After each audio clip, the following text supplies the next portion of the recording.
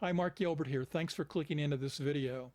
Over the next few minutes, I want to talk about personal development, your development and my development, specifically where we may be called to expand our experiences, our growth, our evolution personally as this particular person walking around on the earth at this time. You know, what I've discovered about myself and about a lot of people that I know is that we tend to gravitate to certain areas of personal development that are exciting to us or that are comfortable for us, things that we enjoy doing. And then we tend to avoid aspects of growth that maybe are not as fun or we're not called to. Some we move towards, others we tend to avoid. What I want to do in this particular video is to encourage us to look at areas where maybe we can apply a more balanced approach for growing and moving through the development of our lives in areas where maybe we haven't before. And in fact, I'm going to go through 12 specific areas where I want you to consider, are you doing anything in that particular area of your life for your personal development? Some you're going to say yes, but there's plenty where you're going to say no. And the ones you say no, what I'm inviting you to do is to consider, is there something you're called to do in your life now that might be beneficial for you to grow or evolve to the next step of yourself by doing something that develops you in that area of your life? Now, the concepts I'm employing in this video are drawn from the work of Ken Wilber and other integralists. Specifically, there's a great book that Ken Wilber and his colleagues came out with a number of years ago called Integral Life Practice, which I find highly beneficial. If the information in this video seems useful to you, you might want to check out that book. The link to it's in the video description below. But specifically in that book, they employ an integral lens, i.e. they look at the various quadrants of our life, the various lines of development, and the types and stages and states of development that are discussed in my videos on integral. See the descriptions going below on the screen. But the idea is to take all aspects of our humanness and to say, are we fully developing ourselves in those areas? Are we doing anything that is growing us and expanding our awareness, our consciousness, our abilities in that particular areas of our life? I think their book is going to be a great tool for you if this video calls to you. But now, what I'd like to do is go through the 12 areas. And as I go through each area, again, consider what are you doing in this area of your life, and is there something you're called to do to expand it? Okay, ready? The first area that I want us to consider is our intellectual development. It's been my experience, most people are doing something in this particular area. It can fall into a number of different means of developing your intellect. Specifically, you could be reading books or articles that are on a particular topic. You could take a class on a particular subject matter that you want to learn more about. You can be watching documentaries or other video series that offer you guided information on a particular topic. You know, in fact, one of the ones that I have found most beneficial is I love the classes by the great courses. And I'm frequently going through classes of theirs to learn new skills, new abilities, ones that are comfortable to me and ones where maybe it's something I wouldn't normally explore. But it's fed my intellect on a great level. So what are you doing to develop your intellect? One other point about intellectual development, no matter how we do it, whether it's in a class or personal reading or videos or whatever, is that the information that we glean intellectually can also serve in our growth in other areas. What do I mean by that? I mean, we could read a book about how to draw or a book about how to play the guitar, and we're getting information intellectually.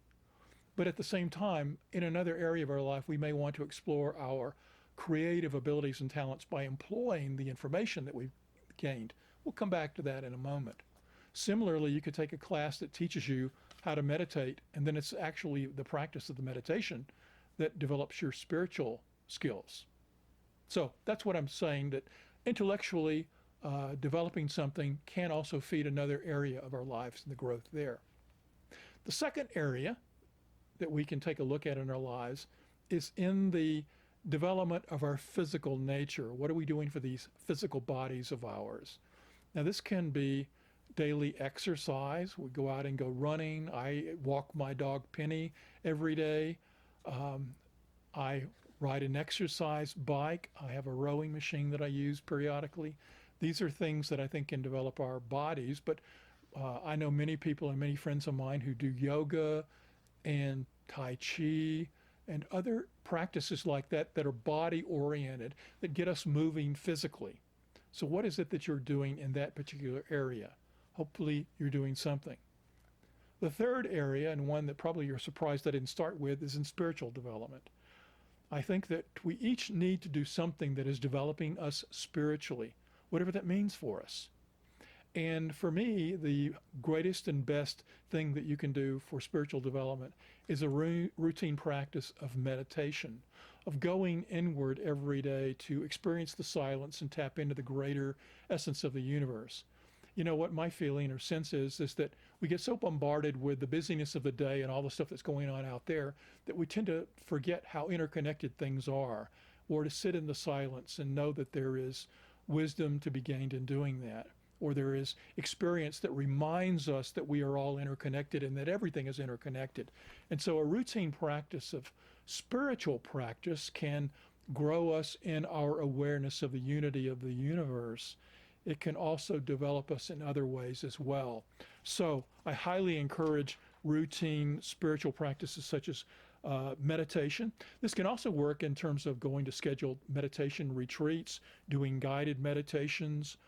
We can also be taking classes and doing things that are feeding the intellect and giving us the skills to develop our spiritual knowledge and abilities as well. But like I said previously, develop the intellect, but also practice it. So the third area there is spiritual. What are you doing in that particular area? The fourth is focusing on our relationships. So much of life is in relationship to other people. And this is a skill that we need to continually work on and develop. Now, again, we can read a book on relationships and we can go to classes, but I think there are other ways that which are actually taking what we're learning and employing it in our interactions with other people to practicing those skills. Relationship skills and the development of them can show up in a number of ways. We can be taking like a couples counseling or a group counseling or a parenting class for parenting our children, or we can be developing skills in terms of how we are interacting with people appropriately. There are lots of ways in which we can develop our relationship skills. And again, you can develop, research this by going online and you'll find lots of things in your areas. There's probably meetup groups that are focused on relationship issues. Another good suggestion for you to consider. So that's item number 4. Number 5, very important that we work on our shadow, that we do some sort of shadow work. Now, I know many of my colleagues like to say that shadow work is best done guided by someone who is trained in that ability. And I agree with them to a degree that there's oftentimes that when we're delving into our shadow aspects, that the information that's going to come forward is going to be very challenging for us.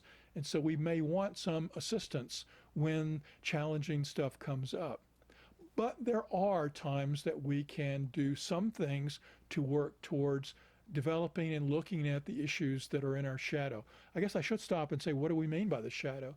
What we're really talking about here is those subconscious tendencies that we tend to have buried. They're the aspects of ourselves that are our darker side that we tend to bury and ignore and not want to look at. And they raise their ugly heads from time to time, and we push them down, but they're there sometimes overwhelming our lives.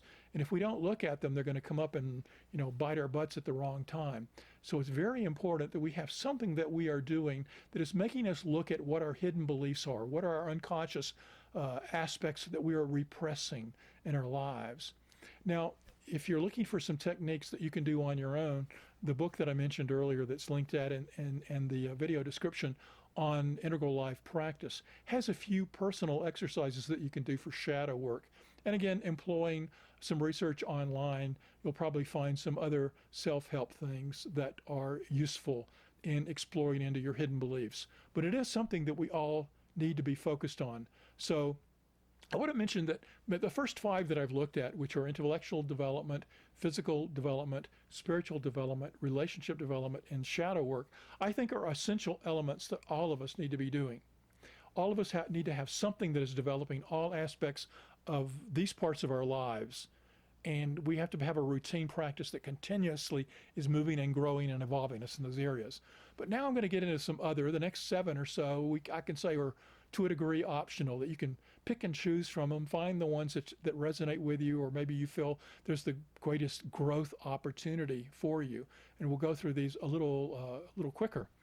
The 6th one is in what I would consider your creative expression abilities. And this can be things like musical abilities or artistic abilities. It's where there is some creative spark in you that wants to create something. And I feel like, a class in writing or a class in artistic expression is good, but then you have to actually practice it. There's the fact that people have commented on the guitar that's sitting behind me here in the video.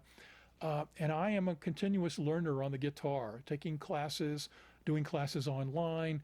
Self-study and group study have been beneficial to me, but there's also the routine practice that I have to do in order to get better and better at it. I won't claim that I'm good at it, but the more that I do it, the better that I get at it, and it brings great joy to my life. The 7th area is to take a look at your work and career.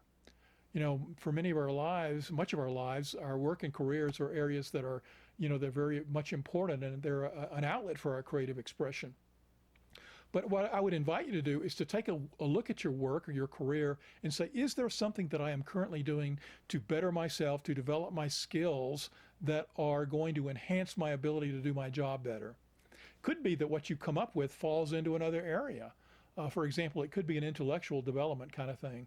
Maybe what's coming up for you is that if you developed your computer skills, which is an intellectual development, the actual development of that skill is going to feed and support your work and career. It could be that one that I'm going to get to in a few minutes on communication skills, developing skills at public communications might be beneficial for your career as well. So look at your job, look at your career path and say, are there specific skills, whether they're technical skills or general skills, that would be beneficial in your career and work and support you in your development there? That's number 7. Number 8 is to take a look at your money. What are you doing regarding money management as well as the growth of money in your life? Is there something you specifically need to know and practice regarding your money? This could be as simple as creating a budget, or taking a money management class, or taking some classes on investing in the stock market if that calls to you. But it's an understanding of how money works and it is employed in your life.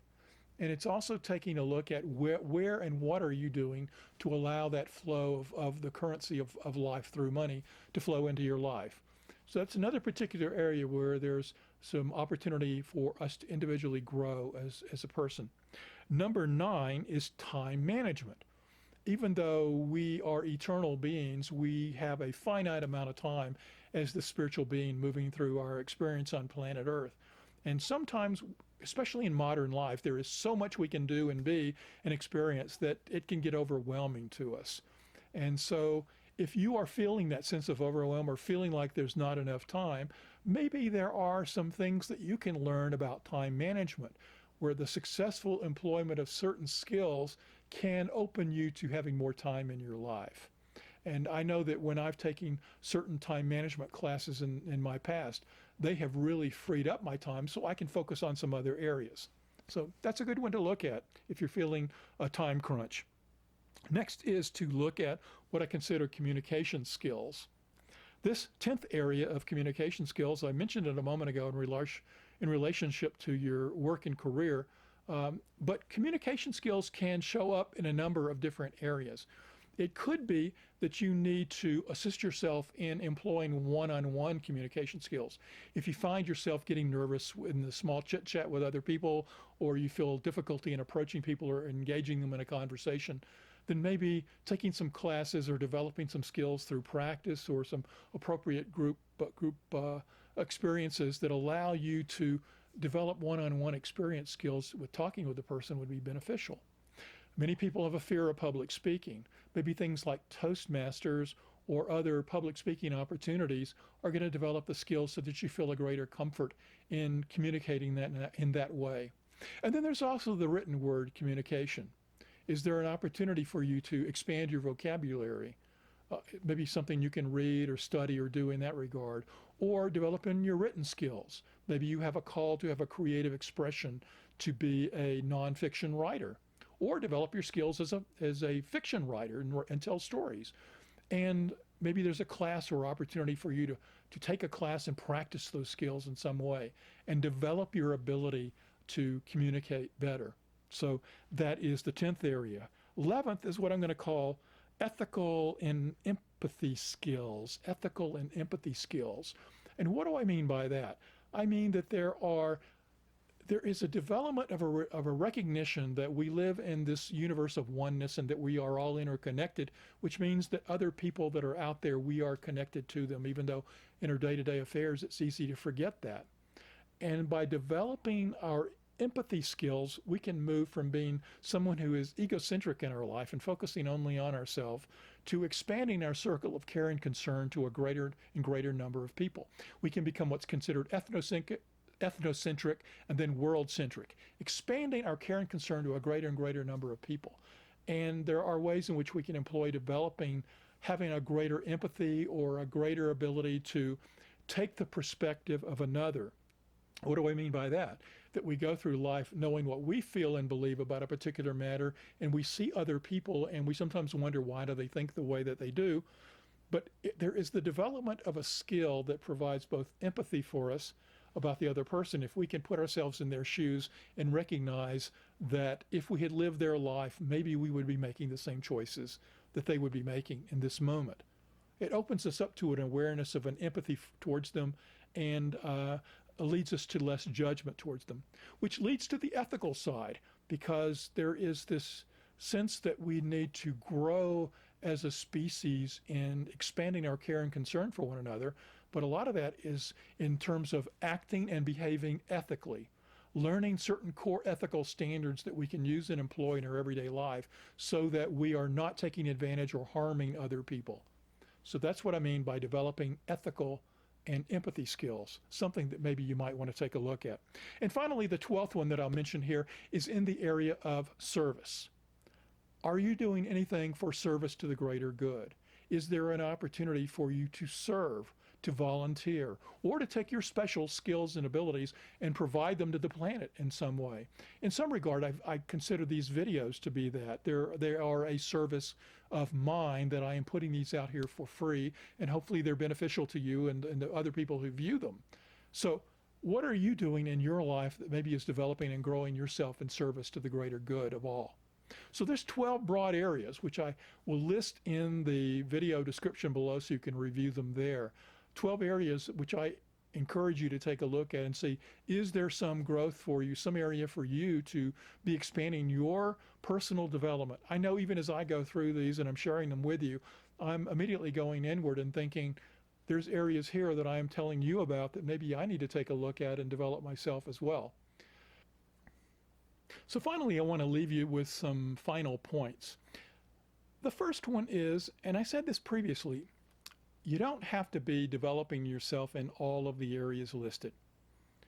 I do highly encourage you to have some personal development practices that were in the first 5 areas of intellectual development, body development, spiritual development, relationship development, and shadow work. Something in each one of those 5 areas. But beyond that, pick and choose from the others. If you try to do something that's in all of them, you're just going to be overwhelmed in personal development and then get so overwhelmed by it that you might even just drop them all.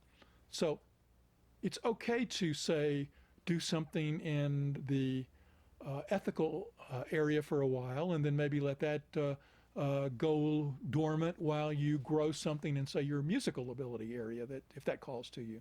So turn them up and turn them down as it's right for your particular life. The second thing to consider is you should be picking something that challenges you. It's easy for us to look at things that are simply comfortable, and we want to gravitate to the ones that are comfortable.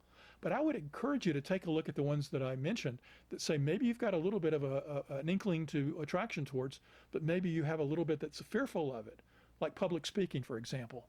If this is a fear of yours, but you always feel like you've wanted to get rid of that fear, challenge yourself a little bit by choosing that and taking some specific concrete steps to move in terms of pushing yourself into that growing edge. And the final thing is to have fun with this. I mean, we are in this life, and this is really the final point I want to wrap with, is that this life is such a gift, that we are in this third dimensional experience with such a variety of experiences that we can tap into, such a variety of things that we can do that sometimes it can get overwhelming.